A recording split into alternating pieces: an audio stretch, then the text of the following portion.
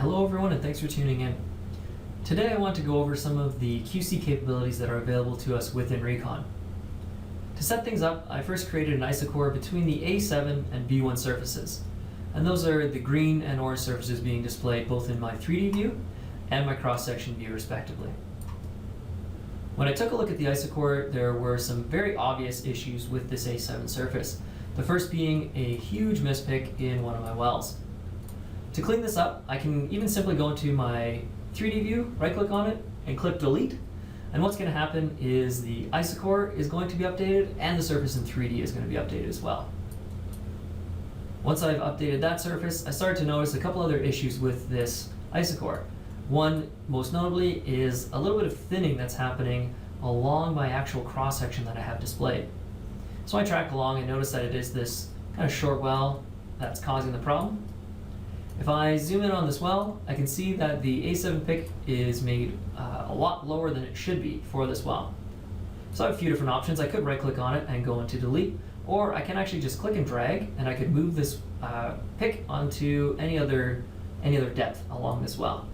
So if I move this up a bit, again, we'll see the surfaces update both in 3D and map view, and we can see that it's cleaned up our isochore quite a bit as well. With that done, I wanted to address the problem in the southeastern corner. And you can see I don't have any cross sections that were created anywhere near that area, but that's all right. It's very simple to go ahead and create a brand new cross section. I'm just going to base it on XY nodes. And I'm going to open that up in the cross section view. When I do this, we see that there's actually no wells currently being displayed. That's partly due to the fact that I have a very low projection buffer set, but also I kind of missed the well when I created the cross section. But that's all right, because every cross-section in Recon is actually a dynamic cross-section, which means we can move it and spin it any way we want, and any wells that we come across will appear on our cross-section. So if I zoom in on this particular well, I can see that there's another mispick. This A7 surface is actually picked above the A4. I could move it if I wanted, or in this case I'm actually going to click on it.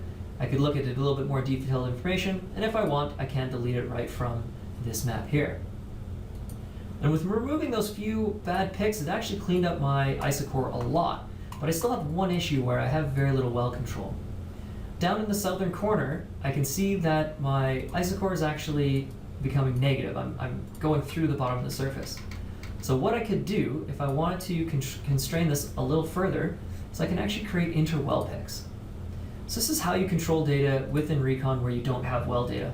Often these sorts of picks would be based on seismic data or any other data that you can actually overlay into Recon. You can use as many or as few of these as you want, and in this case I'm just going to create one kind of in this corner just to clean up my isochore. So now with just deleting a few picks and adding in an inter-well pick, we can see how we went from an isochore map that did not look very reasonable to one that looks very possible.